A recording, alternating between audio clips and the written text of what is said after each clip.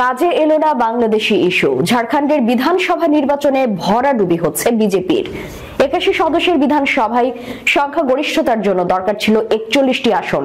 ঝাড়খণ্ড মুক্তি মোর্চা নেতৃত্বাধীন ইন্ডিয়া জোট কমপক্ষে 57টি আসন পেয়ে জয় নিশ্চিত করেছে।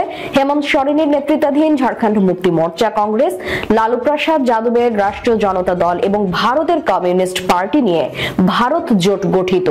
এর মধ্যে জেএমএম পেয়েছে 34টি আসন, কংগ্রেস পেয়েছে 16টি আসন, আরজেডি পেয়েছে 4টি আসন এবং সিপিএমএল লিবারেশন পেয়েছে 2টি আসন।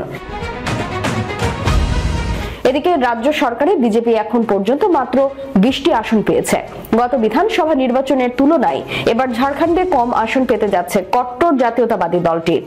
নির্বাচনের আগে ঝাড়খণ্ডে বাংলাদেশি অনুপ্রবেশকারী বিষয়ে ভুয়া প্রোপাগান্ডা ছড়িয়ে ভোটারদের মাঝে ভয় ঢোকানোর কৌশল নিয়েছিল বিজেপি। তবে সেই প্রোপাগান্ডা প্রত্যাখ্যান করে দিল ঝাড়খণ্ডের জনগণ।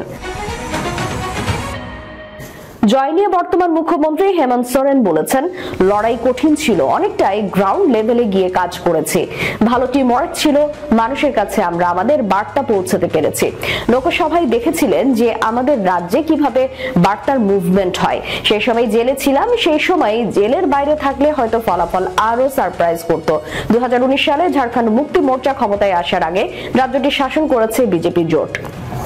2014 থেকে 2019 সাল পর্যন্ত রাজ্যের মুখ্যমন্ত্রী ছিলেন বিজেপির রঘুবর দাস। বর্তমান মুখ্যমন্ত্রী হেমন্ত সোরেন একজন আদিবাসী।